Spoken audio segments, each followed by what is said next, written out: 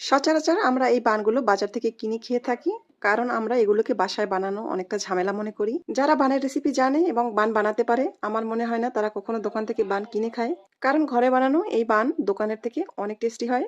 বান বানানোর প্রধান উপাদান হলো ইস্ট। আমি যে ইস্টটা ব্যবহার করছি আজকে ওইটা ভালো কিনা চেক করার জন্য আমি এখানে নিয়ে নিয়েছি 1 কাপ উষ্ণ গরম দুধ, আর তাতে দিয়ে দিয়েছি 3 টেবিল চামচ পরিমাণ চিনি। চিনিটা একটু নেড়ে দিয়ে দিলাম 1.5 চা চামচ পরিমাণ ইস্ট। এখন এই মিশ্রণটা 10 মিনিটের জন্য ঢেকে একটা সাইডে রেখে দিচ্ছি। একদম কাটায় কাটায় 10 মিনিট পরেই আমি ঢাকনাটা খুলে দেখতে পেয়েছি যে আমার ইস্টটা ভালো আছে। এখন চলে যাচ্ছি মূল রেসিপিতে। একটা বড় বোলে নিয়ে নিয়েছি 2 কাপ ময়দা, 1 চিমটি লবণ আর 1/4 কাপ গুঁড়া দুধ। এখন দিয়ে দিচ্ছি ডিম। 2টা ডিম নিয়েছি আমি এখানে। একটা ডিমের কুসুম আমি উঠিয়ে রেখেছি, পরবর্তীতে সেটা আমার কাজে লাগবে তাই। আর এখন দিয়ে দেব সেই ইস্টের মিশ্রণটা। এখন এই সবকিছুকে আমি চামচ দিয়ে একটু নেড়েচেড়ে মিশিয়ে নিচ্ছি। তারপরে আমার মাথায় এসেছে যে আমার কাছে ইলেকট্রিক বিটার আছে।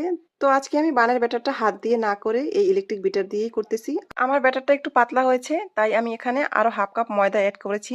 যাদের কাছে এই ইলেকট্রিক বিটারটা নেই তাদের কোনো টেনশনের কারণ নেই। রুটি বা পরোটার ডোয়ের মতো 5 থেকে 7 মিনিট হাত দিয়ে ভালোভাবে মথে নিলেই একটা পারফেক্ট ডো পেয়ে যাবেন।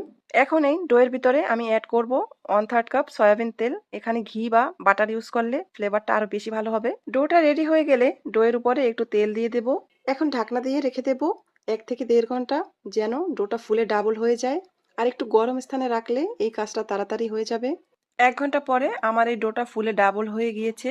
এখন আর বেশি মথামতি করার কোনো প্রয়োজন নেই। আলতো হাতে সাইডটা ছাড়িয়ে গাটা একটু মসৃণ করে নেব ঘুরিয়ে ঘুরিয়ে, যেভাবে আমি ভিডিওতে দেখাচ্ছি এইভাবে।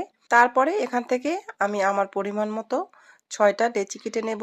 এখন একটা করে লেচি নিয়ে লেচিটাকে হাত দিয়ে ঘুরিয়ে ঘুরিয়ে এভাবে রাউন্ড করে বলের মতো বানের আকৃতি দিয়ে দেব। আমি যতক্ষণে বানগুলো বানাচ্ছি ততক্ষণে আপনারা কমেন্টে একটা কমেন্ট করে জানিয়ে দেন কে কোথা থেকে আমার ভিডিওটা দেখছেন। ভিডিওটা ভালো লাগলে আপনার টাইমলাইনে শেয়ার করে দিবেন। আমি আজকে বানগুলো চুলায় বেক করব, তাই এরকম একটা স্টিলের প্লেটে তেল ব্রাশ করে একটা কাগজ বিছিয়ে দিয়েছি। তার উপরে বানগুলো সাজিয়ে দিয়েছি। একটু ফাঁকা ফাঁকা করেই রেখেছি আমি, কারণ 1 ঘন্টা রেখে রাখার পর এই ফাঁকাগুলো সব ফিল আপ হয়ে যাবে। আর 1 ঘন্টা পরে দেখুন বানগুলো কতটা ফুলেছে। শুরুতে যে ডিমের কুসুমটা আমি রেখে দিয়েছিলাম, বলেছিলাম না পরবর্তীতে কাজে লাগবে, সেই ডিমের কুসুমটা ফেটিয়ে আলতো হাতে আমি বানগুলোতে ব্রাশ করে দিচ্ছি। এতে করে সুন্দর একটা কালার আসবে চুলায় বেক করার পরও। আর একটু বেশি সুন্দর দেখানোর জন্য উপরে ছড়িয়ে দিয়েছি সাদা তিল। এখন চুলায় আমরা যেভাবে কেক বেক করি ওইভাবেই একটা পাত্র প্রিহিট করে তার ভিতরে বানগুলো রেখে ঢাকনা দিয়ে কম আঁচে 20 থেকে 25 মিনিট বেক করে নিলেই বানটা রেডি হয়ে যাবে।